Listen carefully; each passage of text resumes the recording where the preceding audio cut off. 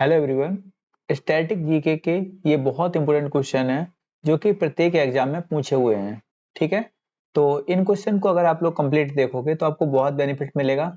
जैसे इसके साथ में मैंने बहुत सारी जो अच्छे अच्छे जो टॉपिक हैं पूरे कंप्लीट कर रखे हैं। आप उन सभी टॉपिक को कंप्लीट कर सकते हो इस साथ में इसके। ठीक है, तो इस तरीके से मैंने एक बहुत अच्छी पीडीएफ बनाई है इसकी। अगर आप पूरा देखेंगे तो आपको निश्चित रूप से बहुत बेनिफिट मिलेगा। ठीक है, जैसे ये गुरु अंगद देव के बारे में या गुरुओं के बारे में पूरा दिया हुआ है, तो इससे संबंधित पूरे क्वेश्चन आपके क्रिस्टल क्लियर हो जाएंगे। अगर आप पूरा वीडियो देखेंगे आपको निश्चित रूप से बहुत बेनिफिट मिलेगा। ठीक है, तो आप वीडियो देखिए पूरा आराम से और आपको बहुत बेनिफिट मिलेगा। पहला क्वेश्चन है, खजुराहो के मंदिर कहाँ स्थित हैं? देखिए, खजुराहो जगह पड़ती है एमपी में, तो खजुराहो के टेम्पल कहाँ है? तो एमपी में स्थित है। यहीं पे एक मंदिर है कंदरिया महादेव का, वो भी कहाँ हो जाएगा? तो खजुराहो में हो जाएगा। ठीक है, तो इससे संबंधित जितने क्वेश्चन है उनको देखेंगे। जैसे जल महल, जल महल कहाँ स्थित है? तो ये जयपुर में पड़ता है। ठीक है, आपको पता है जयपुर कहाँ है? राजस्थान में है। ठीक है, पिंक सिटी बोलते हैं जयपुर को।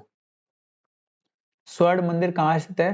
तो ये अमृतसर में स्थित है और ये पंजाब में स्थित है। शुरुआत में से स्वर्ण मंदिर को हरमिंदर साहब बोलते थे। ठीक है, और बुलंद दरवाजा उत्तर प्रदेश में स्थित है। और बुलंद दरवाजा की अगर एग्जैक्ट लोकेशन पूछेगा तो कहाँ हो जाएगी? फतेहपुर सीकरी में हो जाएगी। ठीक है, पंचमहल भी फतेहपुर सीकरी में है जो कि यूपी में पड़ता है। गोल गुंबद बीजापुर कर्नाटका में स्थित है। मीनाक्षी टेम्पल हो जाएगा तमिलनाडु। ठीक है, और मदुरई में हो जाएगा स्पेशली। ठीक है, मदुरई को त्योहारों का शहर भी बोलते हैं। चार मीनार हो जाएगी हैदराबाद तेलंगाना में। ठीक है, और बिरला मंदिर कहाँ हो जाएगा? तो ये भी हैदराबाद में हो जाएगा। वेंकटेश्वर मंदिर कहाँ हो जाएगा? तो ये आंध्र प्रदेश में हो जाएगा। ठीक है, पद्मनाथ स्वामी मंदिर कहाँ हो जाएगा? तो केरल में हो जाएगा। गोलकुंडा हैदराबाद में है। और मरीना बीच तमिलनाडु में है। लाल बाग गार्डन कहाँ है? कर्नाटका में है। राष्ट्रपति भवन आपको पता है न्यू दिल्ली में है। ठीक है, और इसे रायसीना हिल्स पे स्थित है ये। ताजमहल कहाँ है? आगरा में है। ठीक है, एलोरा की गुफाएं कहाँ है? तो महाराष्ट्र। ठीक है, अजंता की गुफाएं पूछेगा तो भी महाराष्ट्र। एग्जैक्ट लोकेशन पूछेगा तो संभाजी नगर लगाएंगे आप लोग। ठीक है, मौन के टावर कहाँ है? महाराष्ट्र में। अमरनाथ की गुफा कहाँ है? कश्मीर में है। वैष्णो देवी कहाँ है? कश्मीर में है। और फोर्ट विलियम कहाँ है? तो कोलकाता में है। जंतर मंतर दिल्ली में स्थित है। हालांकि जंतर मंतर की लोकेशन जो है 5 जगह पे है। ठीक है, 4 हैं जगह, 4 जगह। ठीक है, इंडिया गेट कहाँ हो जाएगा? दिल्ली में हो जाएगा। और अजंता की गुफाएं कहाँ हो जाएंगी? तो ये भी महाराष्ट्र में हो जाएंगी। ठीक है, आगे देखिए, जैसे बड़ा इमामबाड़ा कहाँ स्थित है? तो बड़ा इमामबाड़ा कहाँ स्थित है? लखनऊ में स्थित है। ठीक है, बीज गणित के क्षेत्र में अपना विशेष योगदान के लिए किसे जाना जाता है? तो बीज गणित के क्षेत्र में जो विशेष योगदान दिया है वो दिया है भास्कर ने। ठीक है, किस बृहद मंदिर की आरंभिक कल्पना तथा निर्माण सूर्यदेव बर्मन जो थे सेकंड के द्वारा हुआ है? तो अभी अभी जो दुनिया का जो 8वां अजूबा बना है वो है अंकोर वाट का टेम्पल। ठीक है, ये जगह कहाँ है? तो ये कंबोडिया में स्थित है। कहाँ पे? कंबोडिया में। ठीक है, और ये दुनिया का 8वां अजूबा बन गया है। जो अंकोर वाट का टेम्पल है ये दुनिया का 8वां अजूबा बन गया है। ठीक है, आप ये भी ध्यान रखेंगे कि 8th वंडर ऑफ वर्ल्ड कौन सा है? तो ये है अंकोर वाट का टेम्पल। और ध्यान रखेंगे इसका निर्माण कराया है सूर्यदेव बर्मन सेकंड ने। ठीक है, ध्यान रखेंगे। अमरावती बौद्ध स्तूप कहाँ स्थित है? अमरावती जगह पड़ती है आंध्र प्रदेश में। कहाँ पड़ती है? आंध्र प्रदेश में। तो कहाँ हो जाएंगे? आंध्र प्रदेश में। ठीक है, आगे क्वेश्चन देखेंगे हम लोग। सलहर के युद्ध में मुगल सेना को किसने हराया था? तो देखिए, सलहर का जो युद्ध हुआ था उसमें शिवाजी महाराज ने मुगल सेना को हरा दिया था। ठीक है, सलहर का युद्ध अगर पूछेगा हुआ कब था तो ये हुआ था 1672 में। ठीक है, नीचे वाला क्वेश्चन वही दिया हुआ है, सलहर का युद्ध कब हुआ था? तो कब हुआ था? 1672 में। भारत का अंतिम मुगल सम्राट बहादुर शाह सेकंड का मकबरा कहाँ स्थित है? देखिए, इसको 1857 के जो विद्रोह हुआ था, जिसे आप लोग हमारे अकॉर्डिंग तो इसे भारतीय स्वतंत्रता का पहला युद्ध बोलते हैं। ठीक है, तो आप ध्यान रखेंगे इस चीज को, इसको बोलते हैं। तो इसी में अंग्रेजों के द्वारा जब इंडिया के राजा जो थे एक तरीके से बहादुर शाह जफर जो थे, इनको उस समय जो हमारे मेरठ की छावनी के जो सैनिक थे इन्होंने राजा घोषित कर दिया था। तो जो सम्राट थे तो इनको युद्ध में भाग लेने के कारण इनको देश से निष्कासित कर दिया गया। और जब देश से निष्कासित कर दिया गया तो कहाँ भेज दिया गया? रंगून, जिसे आज हम लोग म्यांमार बोलते हैं, म्यांमार की कैपिटल रंगून में। ठीक है, तो यहाँ पे जब निर्वासित कर दिया गया तो इनको जब जगह नहीं मिली तो इन्होंने खुद का मकबरा बनाया। और जब खुद का मकबरा बनाया इसे बोलते हैं हयाती मकबरा। क्या बोलते हैं? हयाती मकबरा। क्वेश्चन पूछेगा आपसे कि बहादुर शाह जफर का मकबरा किसने बनवाया था? तो बहादुर शाह जफर ने खुद बनवाया था। ठीक है, ये खुद ही अपनी जो कविताएं था उसको जफर नाम से प्रकाशित करता था, इसी से इसका लास्ट में जीवन यापन चलता है। ठीक है, ध्यान रखना। जो मिर्जा गालिब का नाम सुनते हैं वो भी इन्हीं के यहाँ थे। ठीक है, तो आप ध्यान रखेंगे इस चीज को। क्या ध्यान रखेंगे कि जो बहादुर शाह जफर है, जो जफर है, इसकी पत्रिका का नाम क्या था? तो जफर ही इसकी पत्रिका का नाम था। ठीक है, और इसने अपना मकबरा स्वयं बनवाया था जिसे हयाती मकबरा कहा गया है। ठीक है, और ये कहाँ स्थित है? तो म्यांमार के रंगून में स्थित है। ध्यान रखेंगे। ठीक है, आगे देखिए, अभी प्रेजेंट टाइम में बर्मा बोलते हैं उसको। अहमद शाह अब्दाली ने भारत पर कितनी बार आक्रमण किया? तो अहमद शाह अब्दाली ने भारत पर 8 बार आक्रमण किया है, लेकिन इसमें सबसे इंपोर्टेंट जो आक्रमण था इसका 1761 वाला। ध्यान रखेंगे। ठीक है, 1761 में अहमद शाह अब्दाली ने जो मराठों को हराया था वो सबसे इंपोर्टेंट आक्रमण था। ठीक है, ध्यान रखेंगे, जो कि पानीपत का थर्ड बैटल भी कहा जाता है, पानीपत थर्ड कहा जाता है इसको। आगे देखिए, नादिर शाह ने भारत पर आक्रमण कब किया था? तो ये किया था 1739 में। ठीक है, कुछ युद्ध देख लीजिए आप लोग, जो युद्ध एग्जाम में आने की संभावना बहुत ज्यादा रहेगी आपके। ठीक है, तो इन सभी युद्ध को आप लोग याद कर लीजिए। जैसे हाइडेस्पीच का युद्ध है। ठीक है, आगे देखिए, हाइडेस्पीच का युद्ध है, ये 326 बीसी में होता है और ये सिकंदर और राजा पोरस के बीच में होता है। ठीक है, इतिहास के अकॉर्डिंग आपको ध्यान रखना है कि सिकंदर की इसमें जीत होती है और राजा पोरस की इसमें हार होती है। ठीक है, और ये युद्ध हुआ था तक्षशिला में। कहाँ पे हुआ था? तो तक्षशिला में।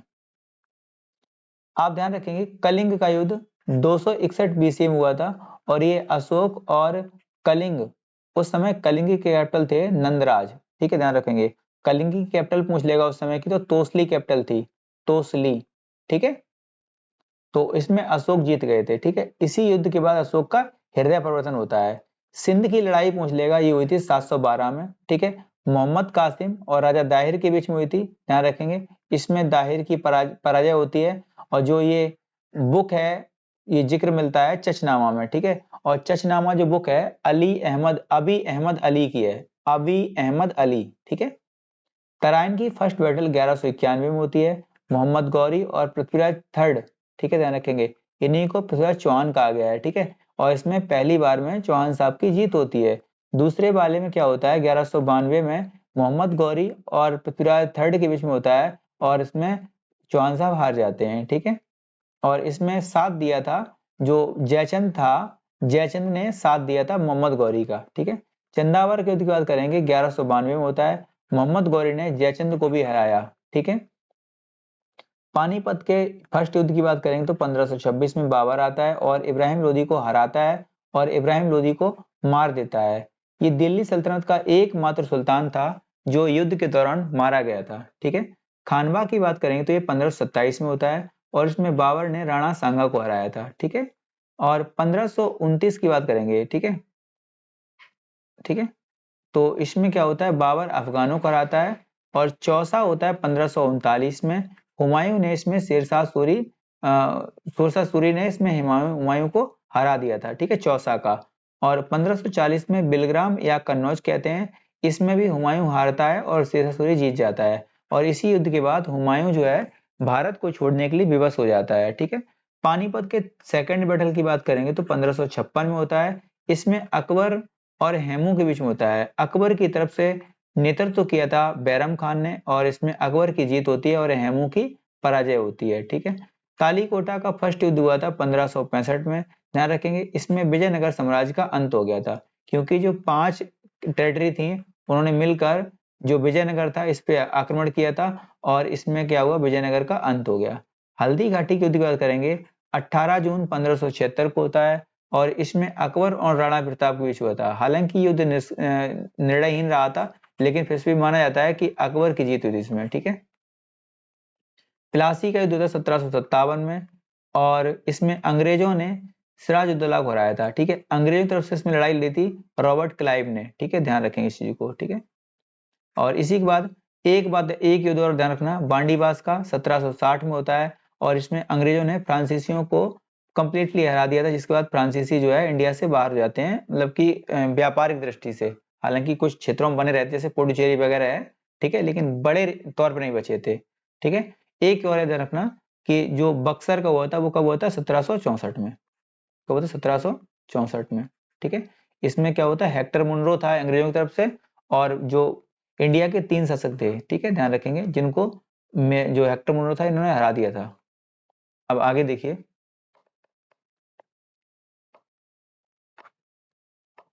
शिवाजी के समय कितना राजस्व वसूला जाता था, ध्यान रखेंगे, 1/4 से लेकर 1/3 तक, ठीक है।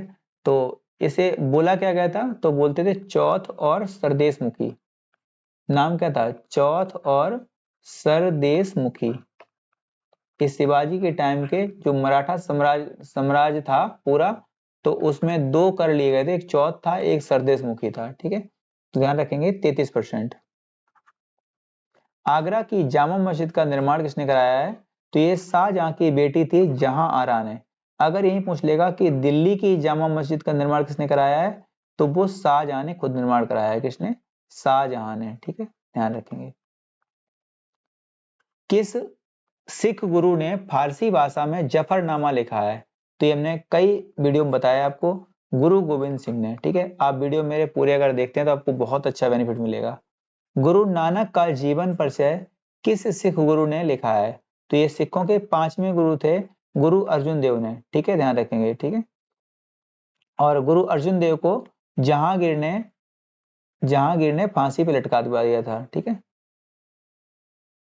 औरंगजेब के शासन काल में बंगाल का नवाब कौन था, तो ये बंगाल का नवाब था मुर्शीद कुली खान। ये 1700 में बनता है और जैसे ही 1707 में औरंगजेब की मृत्यु होती है, उसी के बाद ये अपने आप को स्वतंत्र घोषित कर देता है, ठीक है, ध्यान रखेंगे। 1717 से हालांकि ये बनता है और बाद में ये अपने आप को फ्री घोषित कर देता है। अब आगे देखिए, शिवाजी की मृत्यु कब हुई थी, तो ये हुई थी 12 अप्रैल 1680 को। जन्म कब हुआ था, तो 1627 को, ठीक है।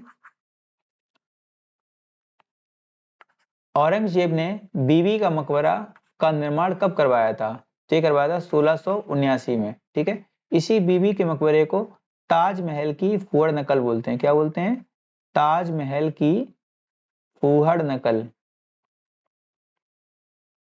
और इसी को बोलते हैं बीबी का मकबरा। और बीबी इसकी थी कौन, तो उसका नाम था राबिया दुर्रानी। क्या नाम था, राबिया दुर्रानी। और इसी का बोलते हैं राबिया दुर्रानी का मकबरा।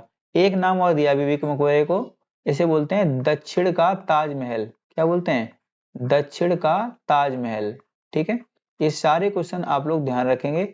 और ये है कहाँ स्थित, तो पहले का औरंगाबाद, अभी का संभाजी नगर, ठीक है। और संभाजी नगर पड़ता कहाँ है, तो ये पड़ता कहाँ है, तो महाराष्ट्र में। कहाँ पड़ता है, महाराष्ट्र में, ठीक है, ध्यान रखेंगे। सामूगढ़ का युद्ध कब हुआ था, तो सामूगढ़ का युद्ध हुआ था 1658 में। और हैदर अली की मैसूर का शासक कब बने थे, तो बने थे 1761 में। हैदर अली शासक बनता है 1761 में। और ध्यान रखेंगे ये मैसूर का शासक था, ठीक है।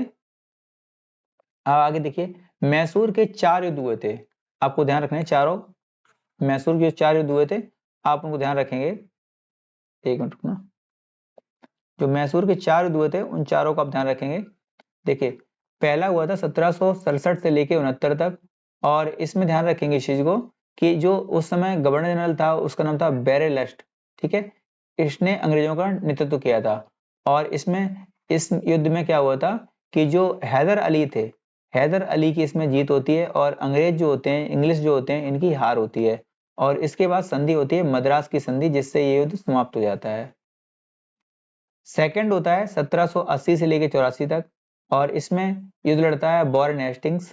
और इसमें क्या होता है कि जो सेकंड होता है इसमें हैदर अली की मृत्यु हो जाती है, जिसके बाद इसका बेटा टीपू इसको संभालता है, ठीक है। लेकिन इसमें कुल मिला के मैसूर की हार होती है, जिसमें मंगलौर की संधि करनी पड़ती है इन लोगों को।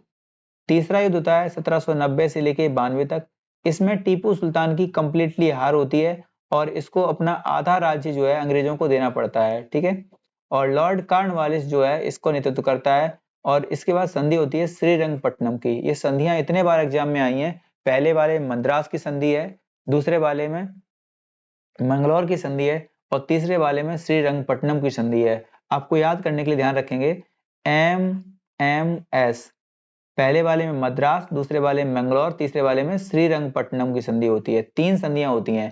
पहला युद्ध 1767 से लेके 69 तक, दूसरा 1780 से लेके 84 तक, तीसरा 1790 से लेके 92 तक, और चौथे वाले में 1799 में क्या होता है, टीपू सुल्तान मारा जाता है। जिसके बाद क्या होता है, जो बैरजली है ये लगातार कौन सी अपनी सहायक संधि के तहत क्या करता है, इसको पूरा हड़प लेता है, ठीक है। ठीक है, और इसके आगे आगे कहानी बहुत लंबी कहानी है। फिर काकतीय वंश के शासक थे कृष्ण थर्ड, जिनको गद्दी बैठा देता है मैसूर में फिर से, ठीक है। बहुत लंबी कहानी, उसके बाद में हम आगे डिस्कस करेंगे कभी। आगे देखिए, हाँ, नादिर शाह कहाँ का शासक था? तो नादिर शाह ईरान का शासक था, और इसने 1739 में दिल्ली पर अटैक किया था, ठीक है, ध्यान रखेंगे। जहां से ये क्या करता है कि जो ये देखो, एक था पीकॉक थ्रोन, और एक था ये क्या बोलते हैं इसको, जिसमें एक तरीके से जो कोहिनूर हीरा था इस जड़ा हुआ था, इसको पूरे मुकुट को ले जाता है ये, ठीक है, नादिर शाह। हाँ, एक चीज और देख लीजिए इसमें आप, यहाँ पे बहुत इंपॉर्टेंट है ये, एक मिनट देखिए। औरंगजेब जब शासक बनता है उसके पहले 4 युद्ध होते हैं औरंगजेब के साथ में। एक था बहादुरगढ़ का, धर्मट का, सामूगढ़, खजुआ और देवराई, ठीक है। ये 3 शुरुआत वाले 1658 में होते हैं, और दूसरे दोनों होते हैं 1659 में, ठीक है। 1658 में जब बहादुरगढ़ का युद्ध होता है, इसके बाद ये पहली बार वो राज्याभिषेक कराता है, और बाद में देवराई के युद्ध के बाद राज्याभिषेक कराता है। क्वेश्चन पूछा गया है कि औरंगजेब ने कितने बार राज्याभिषेक कराया, तो 2 बार। और 1658 में ही अपने पिता को कैद में करता है, और 1666 तक ये अपने पिता को कैद में रखता है, ठीक है। जो आगरा का लाल किला है, उसी में ये एक पीछे की साइड में एक कमरा बना हुआ है, आप कभी जाना तो वहां दिखाई देगा, जहां शाहजहां को कैद में रखता है, ठीक है। वहां से एक खिड़की बनी हुई है, वहां से ताजमहल का ये दीदार करता रहता था, ठीक है, ध्यान रखेंगे। और अपने पिता को कैद में रखा था इसने, ठीक है। इसके अलावा भी ध्यान रखेंगे, जब देवराई का युद्ध होता है, इसमें जब जो औरंगजेब का सबसे बड़ा भाई था, जिसको जो शाहजहां था बहुत चाहता था, जिसका नाम था दारा शिको, और दारा शिको को जब मार देता है, तो दारा शिको को मारने के बाद उसका जो सर होता है वो एक थाल में सजाता है, और सर को रख के अपने पिता को भेंट स्वरूप देता है जाके। कितना बुरा लगता होगा, सोचिए ये मुगल्स किस टाइप के थे। और इनके सामने लिखते हैं अकबर महान। आगे देखिए, माधवराव नारायण पेशवा कब बने थे? तो ये बने थे 1761 में, ठीक है। अब ठीक है, आगे देखिए, गुरु गोविंद सिंह ने खालसा पंथ की नींव कब डाली थी? देखिए, गुरु गोविंद सिंह की बात करेंगे तो 1699 में गुरु गोविंद सिंह का जन्म पूछा जाता है। पहली बात तो ये 10वें गुरु थे सिखों के, और इनका जन्म हुआ था पटना में, ठीक है। और किस गुरु ने विद्रोही मुगल राजकुमार की सहायता व धन व मन से की थी? तो ये थे सिखों के 5वें गुरु थे गुरु अर्जुन देव, जिसके बाद जहांगीर ने क्या किया था, इनको फांसी दे दी थी, ठीक है। जहांगीर ने 5वें गुरु को फांसी दी थी, ठीक है। अब हम लोग बात देख लेंगे पूरे गुरुओं को। तो देखिए यहाँ पे काफी इंपोर्टेंट है ये टॉपिक, कई बार एग्जाम में आया हुआ है, इससे क्वेश्चन डायरेक्ट। देखिए, सिखों के पहले गुरु थे नानक देव, ठीक है। इनका जन्म 1469 में हुआ था, और 1539 तक ये सिखों के जो गुरु रहे हैं, ठीक है। सिख धर्म के प्रवर्तक थे। सिख धर्म की स्टार्टिंग करने वाले कौन थे? तो गुरु नानक देव थे। दूसरे थे अंगद देव, इन्हें लहना भी कहा गया है, ठीक है, ध्यान रखेंगे, क्योंकि इनका शुरुआती नाम लहना था, ठीक है। अंगद देव, और गुरुमुखी जो लिपि है इसके प्रवर्तक थे ये, ठीक है। अमरदास जी तीसरे थे, और इन्होंने गुरु प्रसार हेतु 22 गद्दियों का निर्माण किया था। ये क्वेश्चन कई बार आया हुआ है कि 22 गद्दियों का निर्माण करने वाले गुरु कौन थे? तो तीसरे गुरु थे अमरदास जी। और इसके बाद बनते हैं रामदास जी। रामदास देव जी थे, इन्होंने अमृतसर जो शहर है इसको बसाया था, ठीक है, अमृतसर शहर जो है इसको बसाया था। हालांकि इसके लिए जमीन देने का काम अकबर ने किया था। अर्जुन देव की बात करेंगे, सिखों के 5वें गुरु थे। इन्होंने स्वर्ण मंदिर की स्थापना की थी, ठीक है। स्वर्ण मंदिर को शुरुआत में हरमिंदर साहिब बोलते थे, ठीक है। हरमिंदर साहिब की स्थापना किसने की थी? तो सिखों के 5वें गुरु थे अर्जुन देव। हरगोबिंद सिंह की बात करेंगे तो इन्होंने अकाल तख्त की स्थापना की थी, ठीक है। हर राय देव की बात करेंगे तो इन्होंने उत्तराधिकार की युद्ध में भाग लिया था इन्होंने। हरकिशन देव ये अल्पायु थे और इनकी मृत्यु हो गई थी, ठीक है। तेग बहादुर की बात करेंगे तो इन्होंने औरंगजेब द्वारा इन्हें मृत्युदंड दे दिया गया था, औरंगजेब द्वारा, ठीक है।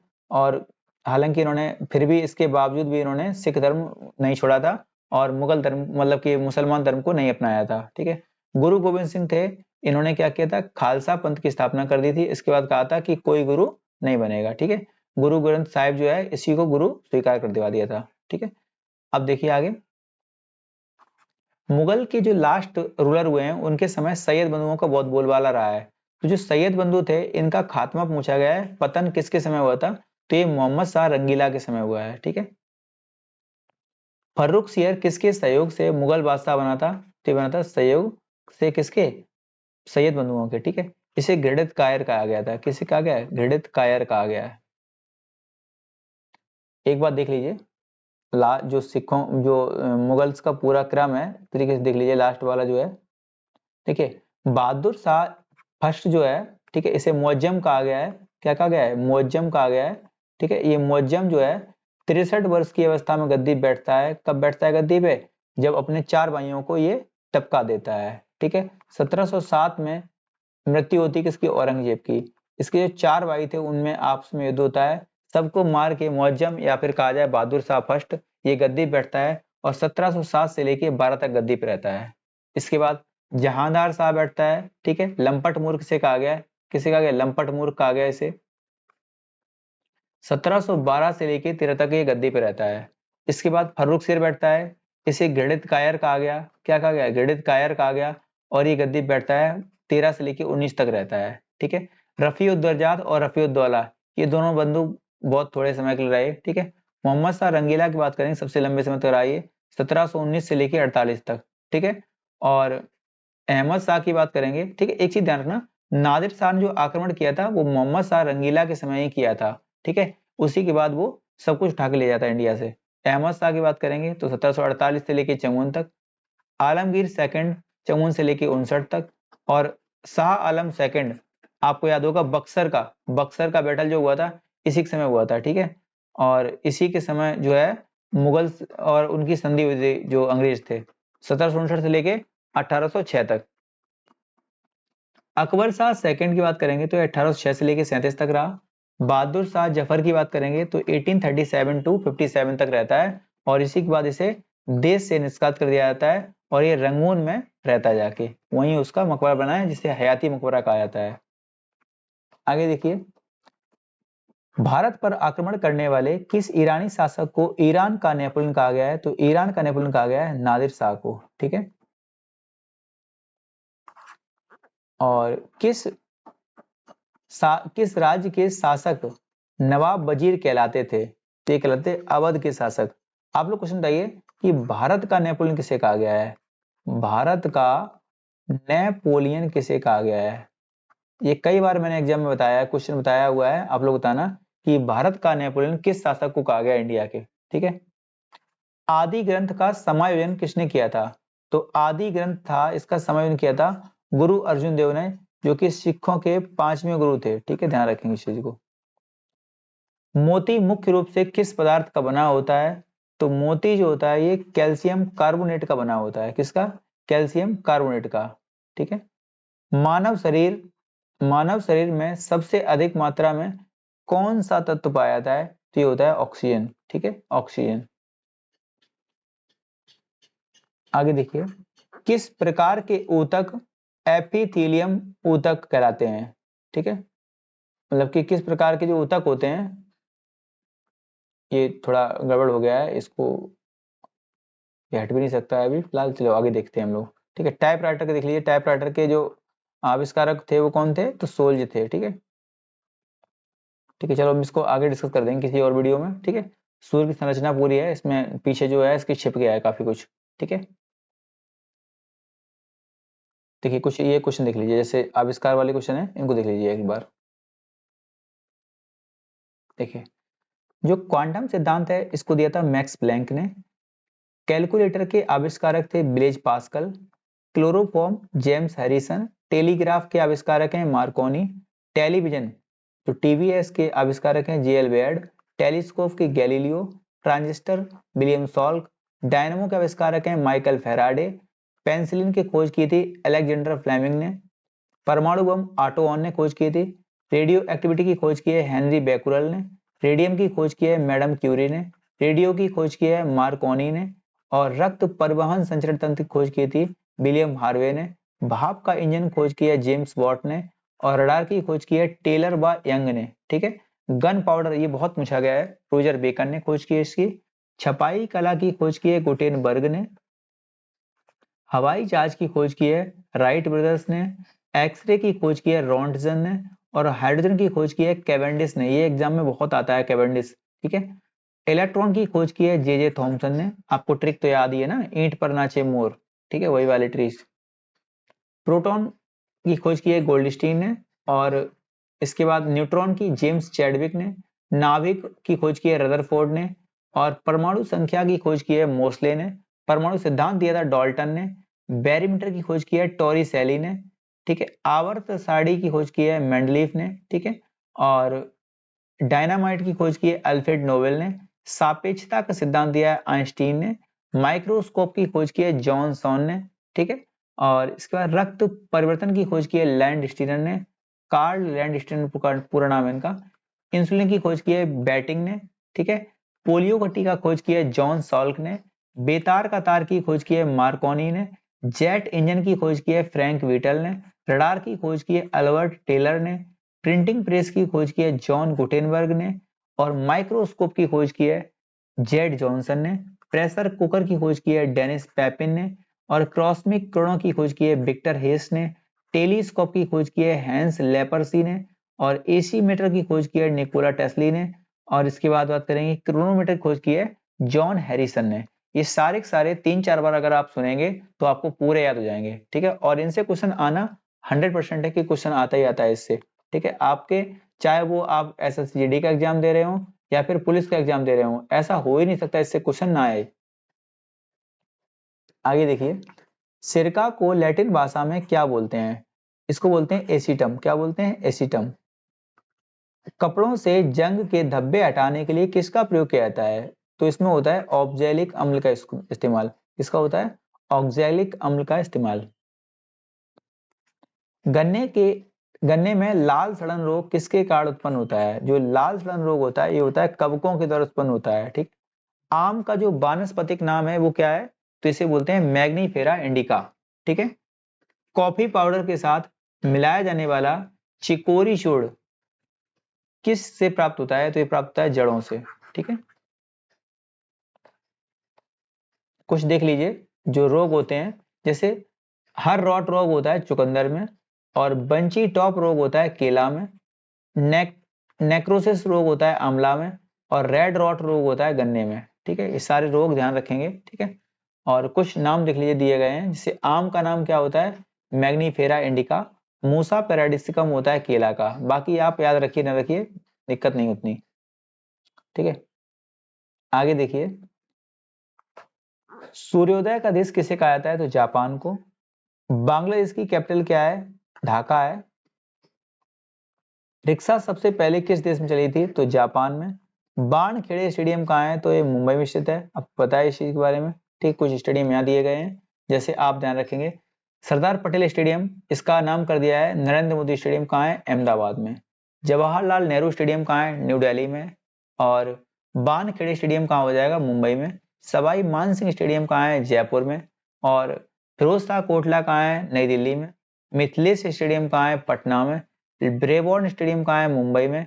चिन्ना स्वामी स्टेडियम कहाँ है? बेंगलुरु में। किरण स्टेडियम कहाँ है? जमशेदपुर में। मौलाना आजाद स्टेडियम कहाँ है? जम्मू कश्मीर में। चिदम्बरम स्टेडियम कहाँ है? चेन्नई में। ईडन गार्डन बहुत फेमस है, कहाँ है? कोलकाता में। सॉल्ट लेक कहाँ है? ये भी कोलकाता में, ठीक है। और श्यामा प्रसाद मुखर्जी कहाँ है? तो ये गोवा में है। ग्रीन पार्क आप जानते हैं कानपुर में है। होलकर आप जानते हैं कहाँ है? इंदौर में है। दी एरेना कहाँ है? अहमदाबाद में है। और बाल योगी एथलीट स्टेडियम कहाँ है? हैदराबाद में है। ठीक है। कर्नाटक का रत्न किसे कहा गया है? तो इसे कहा जाता है मैसूर को। ठीक है। हमने चारों युद्ध कर्नाटक के देख लिए हैं। आप लोग कमेंट करके बताना कि कर्नाटक का थर्ड बैटल कब हुआ था। वह कौन सा प्रथम सुल्तान था जिसने एकता के बदले सिपाहियों को वेतन देना आरंभ किया था? तो आप जानते हैं वेतन का शुरुआत किसने किया था? अलाउद्दीन खिलजी ने। घोड़ों को दागने का काम भी किसने किया था पहली बार? तो ये भी अलाउद्दीन खिलजी ने। ठीक है। अलाउद्दीन खिलजी ने बहुत सारे काम नए नए किए थे स्टार्टिंग। किस दो धर्म किन दो धर्म में विश्वास करते हैं कि कर्म और पुनर्जन्म के सिद्धांत सही हैं? कि मतलब कि जो दो धर्म है जैन और बौद्ध धर्म है, ये जो है कर्म और पुनर्जन्म के सिद्धांत को विश्वास मानते हैं। छत्रपति शिवाजी का राज्याभिषेक करने वाले पंडित गंगा भट्ट कहाँ के निवासी थे? तो ये बनारस के रहने वाले थे। ठीक है। लाल कुंवर नाम की वेश्या किस मुगल शासक के राजकाज में अति प्रभावशील थी? तो ये थी बहादुर शाह प्रथम के दरबार में। ठीक है। जो कि 1707 से लेके 12 तक शासन करता है। ठीक है, ध्यान रखेंगे। इसे मुअज्जम कहा गया है। किस सिख गुरु पर खुसरो को जहांगीर के विरुद्ध विद्रोह में सहायता करने का आरोप लगाया था? तो ये थे गुरु अर्जुन देव, जो कि सिखों के 5वें गुरु थे। और जहांगीर ने इसके बाद इन्हें फांसी पे लटका दिया था। ठीक है। आगे देखिए, पतंजलि द्वारा लिखा गया महाभाष्य कौन सा है? तो ये है अष्टाध्यायी। ठीक है। दादा साहब फाल्के पुरस्कार किस मंत्रालय द्वारा दिया जाता है? तो यह सूचना और प्रसारण मंत्रालय के द्वारा। ठीक है। समुद्र के जल में लवण की औसत मात्रा क्या होती है? तो ये होती है 3.5%। ब्लड ग्रुप की खोज किसने की थी? तो ये की थी कार्ल लैंड स्टीनर ने। ठीक है। कैंसर के उपचार के लिए प्रयुक्त कौन सी गैस होती है? तो ये होती है रेडॉन गैस। कौन सी होती है? Radon gas. ठीक है। अब देख लीजिए, यहाँ पे कुछ खोजकर्ता दिए गए हैं साइंस के। देखिए, जैसे रक्त समूह की खोज की थी किसने? कार्ल लैंड स्टीनर ने। विटामिन की खोज की है कैसिमर फंक ने।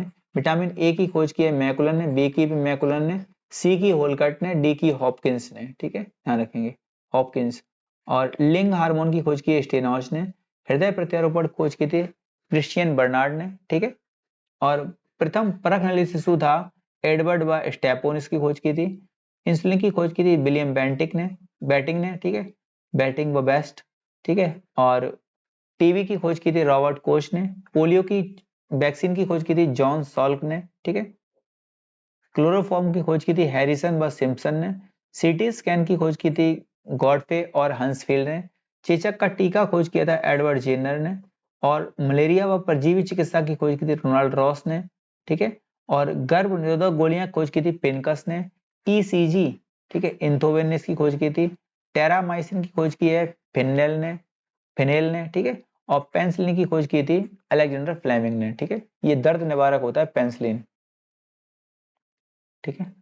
तो आप लोग बताना वीडियो कैसा लगा, कमेंट करके बताना वीडियो कैसा लगा। और हो सके तो लाइक करना, और हो सके तो किसी को शेयर जरूर करना। शेयर करने से क्या होगा कि कोई देखेगा तो आपको उसको जरूर बेनिफिट मिलेगा। ठीक है। थैंक यू दोस्तों।